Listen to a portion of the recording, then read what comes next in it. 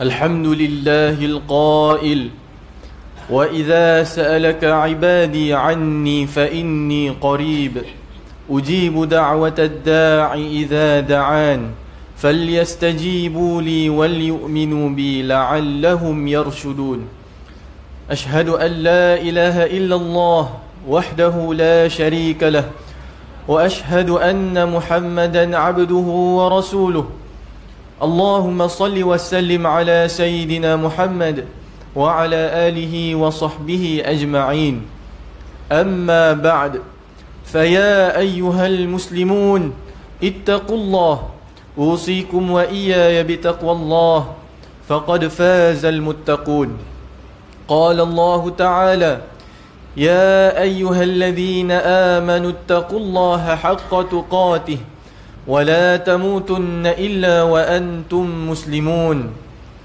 Muslimin yang dirahmati Allah Subhanahu wa taala sekalian, marilah kita tingkatkan ketakwaan ke hadirat Allah Subhanahu wa taala, iaitu menurut segala perintahnya dan menjauhi segala larangannya, supaya kita memperoleh keredaan dan keberkatan hidup di dunia dan di akhirat. Khutbah hari ini adalah bertajuk Jadilah hamba yang berdoa. Muslimin yang dirahmati Allah, amalan berdoa merupakan salah satu daripada elemen yang penting dalam kehidupan seorang Muslim. Hukum berdoa adalah sunat ataupun mustahab, yakni digalakkan. Ia merupakan pengakuan kepada kekuasaan Allah Subhanahu wa taala. Seruan berdoa boleh dilakukan sama ada dalam keadaan senang ataupun susah, dikala suka mahupun duka, secara bersendirian ataupun berjemaah.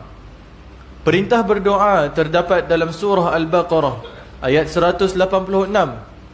Wa idza sa'alaka 'ibadi 'anni fa inni qarib ujibu da'watad da'i idza da'an.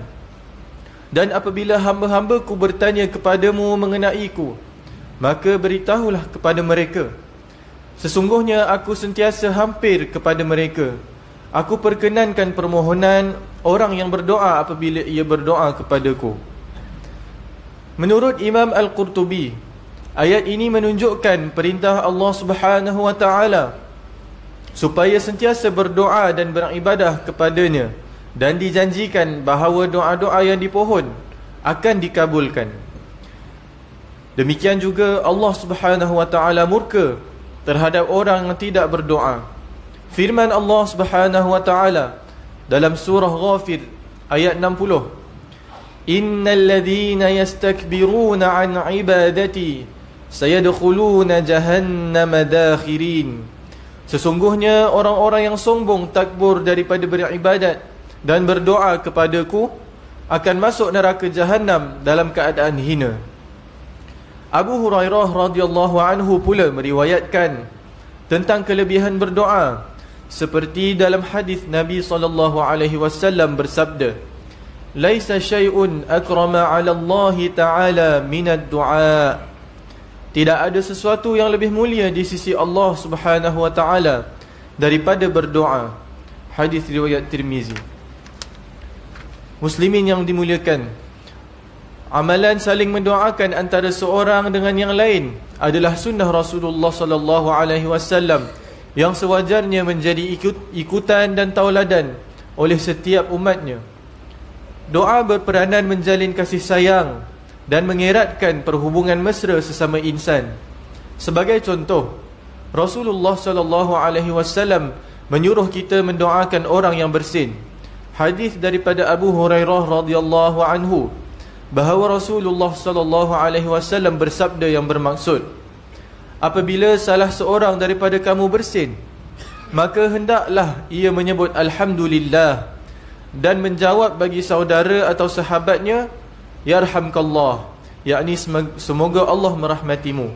Maka apabila seorang menyebut kepadanya, yakni orang yang bersin, Yarhamkallah, maka hendaklah menyebut Yahdikumullah wa yuslihu balakum, semoga Allah memberi petunjuk dan memperbaiki sifatmu. Hadis riwayat Al-Bukhari.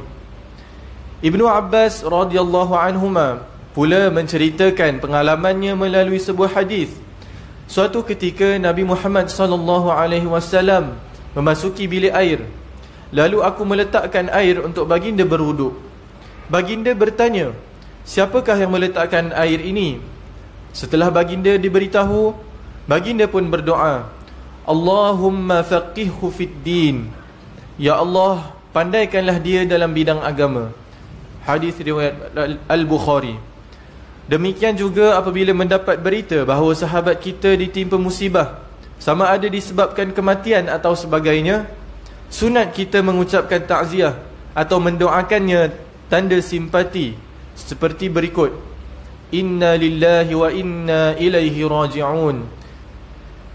Dalam kitab Al-Azkar, lafaz takziah ialah A'zamallahu ajraka wa ahsana azaaka wa ghafara limayyitika, yang bermaksud semoga Allah membesarkan pahalamu dan membaikkan kesabaranmu dan mengampunkan bagi si matimu.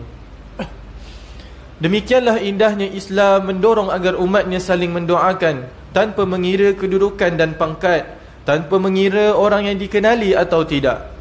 Amalan ini sudah pasti dapat menjalin kasih sayang dan perhubungan yang mesra sesama umat. Lebih-lebih lagi, mendoakan orang tanpa pengetahuannya itu adalah antara doa yang tidak akan terhalang.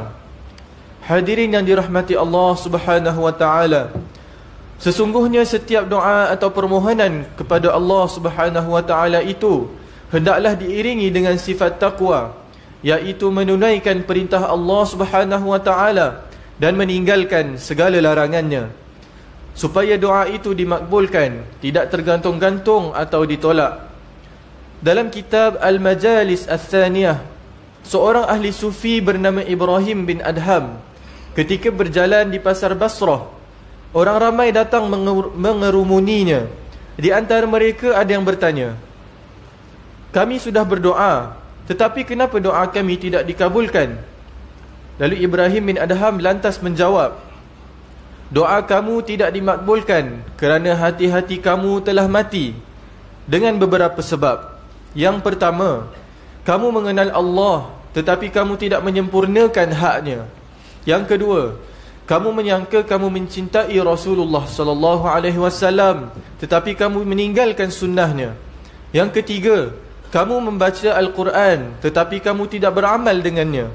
Yang keempat, kamu makan nikmat-nikmat Allah tetapi kamu tidak bersyukur kepadanya. Yang kelima, kamu katakan bahawa mati itu benar tetapi kamu tidak bersedia untuknya. Daripada kata-kata tersebut, jelas membayangkan betapa doa itu adalah berkait rapat dengan hati, iaitu hati yang hidup dengan amalan serta iman dan takwa yang akan memperolehi kemurahan dan perkenan Allah Subhanahu wa taala. Muslimin yang dirahmati Allah Subhanahu wa taala, para ulama menyatakan orang yang wajar didoakan antaranya, yang pertama, mendoakan Nabi Muhammad sallallahu alaihi wasallam dengan mengucapkan selawat kepada baginda. Hadis daripada Abu Hurairah radhiyallahu anhu bahawa Rasulullah sallallahu alaihi wasallam bersabda, "Man shalla alayya wahidatan, sallallahu alaihi 10." Siapa yang mengucapkan selawat untukku satu kali, Allah akan memberinya rahmat 10 kali ganda. Hadis riwayat Muslim. Yang kedua, mendoakan ahli keluarga Rasulullah sallallahu alaihi wasallam, para sahabat dan pengikut baginda selepas sempurna mengucapkan doa dan selawat ke atas baginda.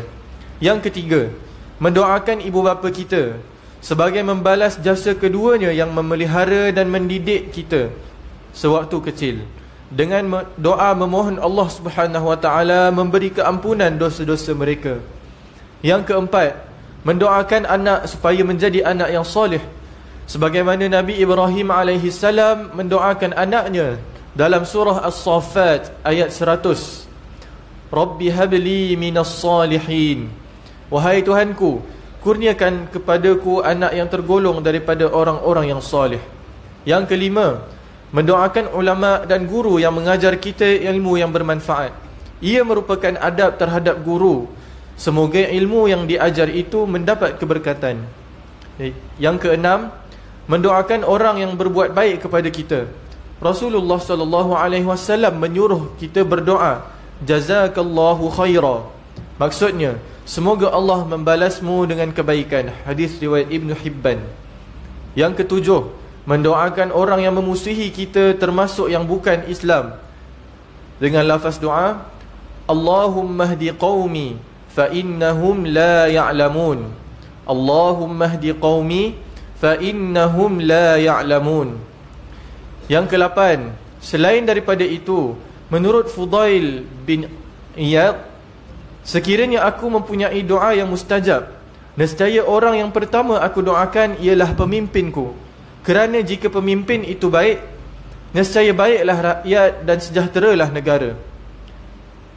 Muslimin yang dirahmati Allah, walau bagaimanapun, kita diingatkan jangan sesekali memohon sesuatu doa yang tidak baik ke atas diri sendiri, anak, harta benda, atau ke atas sesiapa sahaja dari hamba Allah, seperti mendoakan seseorang supaya dilaknat Allah Subhanahu wa taala, dipendekkan usia, ditimpakan bala bencana, dimusnahkan harta benda dan lain-lain perkara buruk. Islam mengajar kita sekiranya dizalimi oleh seseorang, maka hendaklah menyerahkan perkara itu kepada Allah Subhanahu wa taala. Menurut Aisyah radhiyallahu anha, bahawa Rasulullah sallallahu alaihi wasallam suka memilih doa-doa yang lengkap dan padat yang menghimpunkan perkara penting mengenai urusan dunia dan akhirat. Antara doa-doa baginda adalah, Allahumma inni as'aluka al-afiyah fid dunya wal akhirah. Allahumma rzuqni tayyiban wasta'milni salihan. Allahumma inni as'aluka al-huda wat-tuqa wal-afafa wal-ghina. Ya Allah, aku memohon keselamatan di dunia dan di akhirat. Ya Allah, berilah kami rezeki yang baik, yakni halal, dan jadikan kami seorang yang soleh, yakni baik amalannya. Ya Allah, aku memohon petunjuk, takwa, kesucian diri dan bergantung pada diri sendiri. Demikian juga seseorang yang berdoa itu disaran supaya memelihara dirinya daripada makan minum yang haram, kerana yang demikian itu adalah salah satu syarat yang terpenting bagi penerimaan doa. Para ulama berkata, doa itu laksana kunci, dan anak kuncinya ialah makanan yang halal. Saudara-saudara muslimin yang mulia, bagi mengakhiri khutbah ini, marilah kita menghayati saranan berikut. Yang pertama, umat Islam hendaklah yakin bahawa Allah Subhanahu wa taala berkuasa mengabulkan doa hamba-Nya, sama ada menyegerakan atau menangguhkannya. Yang kedua, umat Islam hendaklah saling mendoakan antara satu sama lain supaya selamat daripada kemurkaan Allah Subhanahu wa taala dan selamat daripada azab api neraka.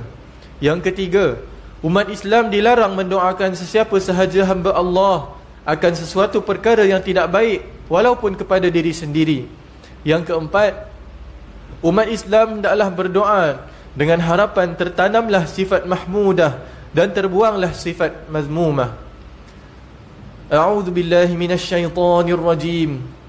Ud'u rabbakum tadarruan wa khufyah, innahu la yuhibbul mu'tadin.